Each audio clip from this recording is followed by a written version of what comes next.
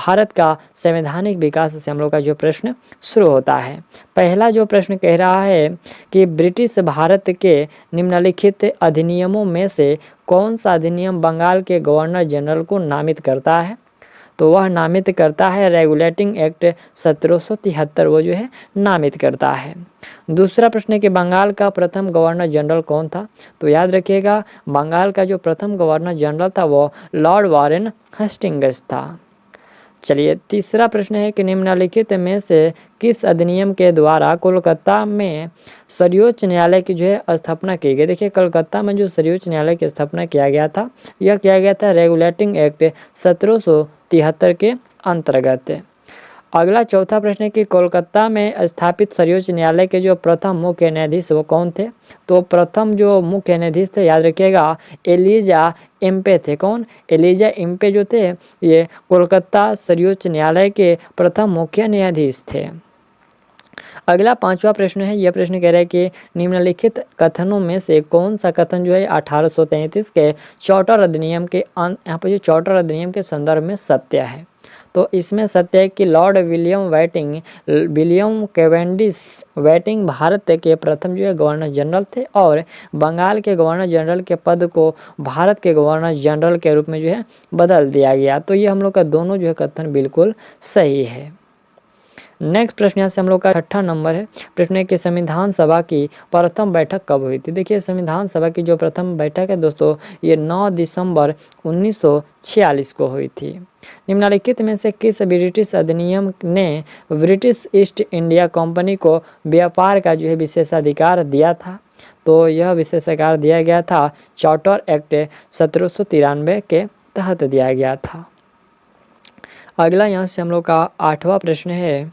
यहाँ से हम लोग का 8वां प्रश्न से पहले कुछ भारत का जो संवैधानिक विकास दिया गया है। देखिए, भारत का जो संवैधानिक विकास है ये 2 पार्टों में डिवाइड हो गया, ईस्ट इंडिया कंपनी के अंतर्गत और ब्रिटिश क्राउन के अंतर्गत। तो यहाँ से हम लोग का ईस्ट इंडिया में जो है रेगुलेटिंग एक्ट 1773, फिर पिट्स इंडिया एक्ट जो है 1784, चार्टर एक्ट जो है ये 1793, फिर हम लोग आगे बढ़ेंगे। इसके बाद है चार्टर एक्ट जो है 1813 और चार्टर एक्ट जो है 1833, फिर यहाँ पर चार्टर एक्ट जो है ये 1853। फिर हम लोग इधर बढ़ते हैं ब्रिटिश क्राउन की तरफ, तो ये भारत शासन अधिनियम ये 1858, भारत परिषद अधिनियम ये 1861, भारत परिषद अधिनियम जो है 1892, भारत परिषद अधिनियम 1909, भारत शासन अधिनियम 1919।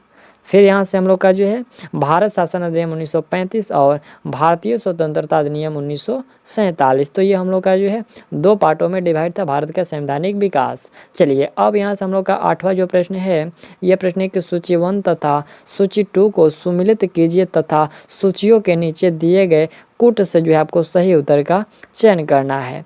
एक तरफ जो सूची 1 दिया गया है और एक तरफ सूची हम लोग का 2 दिया गया है। तो चलिए हम लोग इसका मिलान करते हैं। पहला है कि नियंत्रक मंडल की जो स्थापना, तो ये पिट्स इंडिया एक्ट 1784 के अंतर्गत। फिर यहाँ से हम लोग का सर्वोच्च न्यायालय की जो स्थापना है ये दोस्तों विनियमन अधिनियम 1773 के अंतर्गत, और ईसाई मिशनरियों के भारत में कार्य करने की जो अनुमति है तो यह चार्टर अधिनियम 1813 के अंतर्गत, और गवर्नर जनरल की परिषद में जो है कानूनी सदस्य की नियुक्ति है चार्टर अधिनियम 1833 के अंतर्गत। ठीक, चलिए, और यहाँ से आपको जो कूट भाषा में देना है तो कूट भाषा में ऑप्शन आप लोग जो है बी को दे दीजिएगा। और अगला यहाँ से हम लोग का 9 नंबर जो प्रश्न है, यह प्रश्न के संवैधानिक विकास, लोक सेवा विकास तथा संस्थाओं का विकास भारत में किसके शासन काल में हुआ था? तो ये सभी जो हुआ था ब्रिटिश शासन काल में हुआ था। चलिए, नेक्स्ट जो प्रश्न यहाँ से हम लोग का 10 नंबर प्रश्न है कि भारतीय विधान पालिका प्रथम बार द्विसदनीय बनाई गई। देखिए, प्रथम बार जो ये द्विसदनीय बनाई गई तो ये 1919 के भारत शासन, यहाँ पर भारत सरकार अधिनियम के द्वारा बनाई गई द्विसदनीय।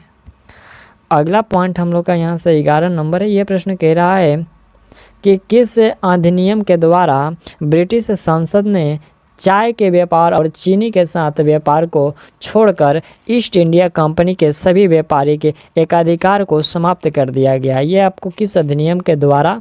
तो यह किया गया था 1813 का चार्टर अधिनियम के द्वारा। अगला प्रश्न है कि निम्नलिखित में से किस ब्रिटिश अधिनियम ने भारतीय सिविल सेवा को खुली प्रतिस्पर्धा के रूप में पेश किया? यह पेश किया गया था चार्टर एक्ट 1853 के अंतर्गत सिविल सेवा को खुली प्रतिस्पर्धा के रूप में पेश किया। अगला प्रश्न है कि निम्नलिखित में से किस ब्रिटिश अधिनियम ने तीनों प्रेसिडेंसियों को एक सामान्य प्रणाली में एकत्रित कर दिया था? तो यह एकत्रित कर दिया था भारत परिषद अधिनियम 1861 ने। अगला प्रश्न यहाँ से हम लोग है कि निम्नलिखित में से किस अधिनियम के अंतर्गत भारतीय विधान परिषद को बजट पर जो है बहस करने की शक्ति प्राप्त हुई? देखिए, बजट पर बहस करने की जो शक्ति प्राप्त हुई यह हुआ था भारतीय परिषद अधिनियम 1892 के तहत। अगला प्रश्न है कि निम्नलिखित कथनों पर विचार करें, इनमें से कौन सा कथन जो है भारत परिषद अधिनियम 1909 के संदर्भ में सही है? दोस्तों 1909 के संदर्भ में इसमें हम लोग का देखना है कि कौन सा सही है। तो इसमें हम लोग का जो उपयुक्त में से यानी कि पहला जो स्टेटमेंट है कि इस अधिनियम के अनुसार ब्रिटिश सरकार ने सांप्रदायिक निर्वाचन मंडल का भी प्रारंभ किया, जिसका उद्देश्य हिंदू व मुस्लिम के मध्य मतभेद पैदा कर उनकी एकता को जो है ख़त्म करना। फिर यहाँ से हम लोग का दूसरा जो स्टेटमेंट है वह है कि भारत शासन अधिनियम को भारत सचिव और वायसराय के नाम पर पार्लियामेंटो सुधार भी कहा जाता है। फिर तीसरा स्टेटमेंट है कि इस व्यवस्था के तहत परिषद की कुछ सीटें यहाँ पर जो मुस्लिमों के लिए आरक्षित कर दी गई, जिनका निर्वाचन भी मुस्लिम मतदाताओं द्वारा किया जाना था। तो उपयुक्त में से सभी जो विकल्प है ये बिल्कुल सही है, ये भारत परिषद अधिनियम 1909 के संदर्भ में। चलिए अगला प्रश्न देखा जाए, 16 नंबर है कि निम्नलिखित कथनों पर विचार करें और इनमें से कौन सा कथन जो है मॉन्टेग्यू चेम्सफोर्ड सुधार के संदर्भ में सही है? पहला है कि केंद्र में जो है द्विसदनात्मक विधायिका की स्थापना और प्रथम बार जो महिलाओं को यानी कि जो है सीमित मात्रा में मत देने का जो अधिकार कौन सा होगा?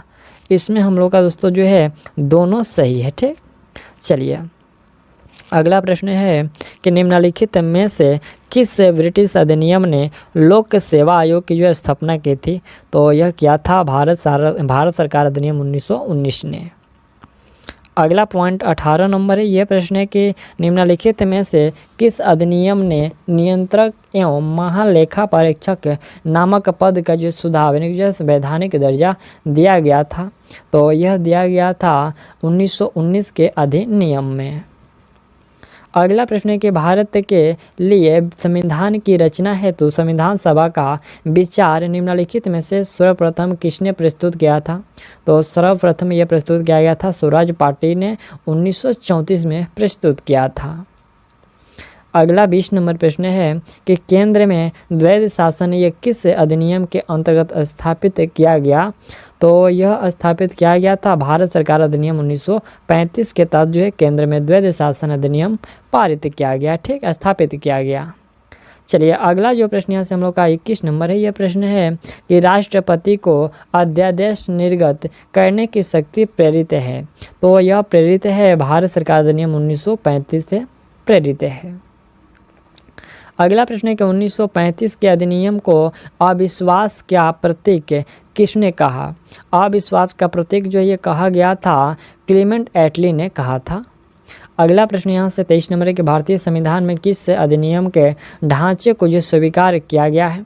तो यह स्वीकार दोस्तों किया गया है, यह भारत शासन अधिनियम 1935 को स्वीकार किया गया है। अगला प्रश्न यहाँ से 24 नंबर है, यह प्रश्न कह रहे हैं कि निम्नलिखित में से किस अधिनियम के फलस्वरूप बर्मा भारत से पृथक हुआ? तो बर्मा जो है ये भारत से पृथक हुआ था गवर्नमेंट ऑफ इंडिया एक्ट 1935 के तहत है। अगला प्रश्न है कि भारत को डोमिनियन स्टेट का जो दर्जा देने वाला यहाँ पर जो देने वाला जो प्रावधान किया गया, याद रखिएगा ये बहुत इंपॉर्टेंट प्रश्न है। ये डोमिनियन स्टेट का जो दर्जा देने का जो प्रावधान किया गया, यह किया गया था क्रिप्स मिशन के द्वारा। नेक्स्ट प्रश्न है कि 1935 के अधिनियम के द्वारा स्थापित संघ में अवशिष्ट शक्तियाँ किसको दी गई थी? तो यह शक्तियाँ जो है गवर्नर जनरल को दी गई थी। ऑप्शन यहाँ से हम लोग का जो है सी करेक्ट होगा। अगला यहाँ से 27 नंबर प्रश्न है कि अखिल भारतीय महासंघ स्थापित करने का जो प्रावधान है ये शामिल किया गया था। तो ये दोस्तों शामिल किया गया था भारत सरकार अधिनियम 1935 के द्वारा। चलिए नेक्स्ट प्रश्न यहाँ से हम लोग का 28 नंबर प्रश्न है। प्रश्न है कि भारत का संघीय न्यायालय निम्नलिखित में से किस वर्ष जो है स्थापित किया गया था। तो यह स्थापित किया गया था 1937 में। और नेक्स्ट प्रश्न है कि भारत की संविधान सभा गठित करने का आधार क्या था। तो इसका आधार था कैबिनेट मिशन योजना 1946।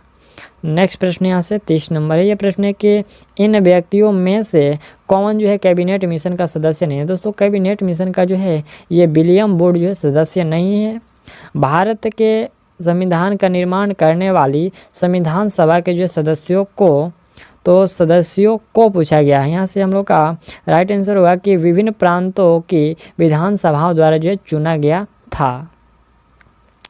नेक्स्ट प्रश्न यहाँ से 32 नंबर। यह प्रश्न है कि निम्नलिखित में से कौन सा कथन जो है 1833 के चार्टर अधिनियम के संदर्भ में सही है। देखिए दोस्तों चार्टर अधिनियम के बारे में जो सही है कि इसने जो है ब्रिटिश ईस्ट इंडिया कंपनी को एक प्रशासनिक जो है निकाय के रूप में बनाया था। ये हम लोग का बिल्कुल सही है।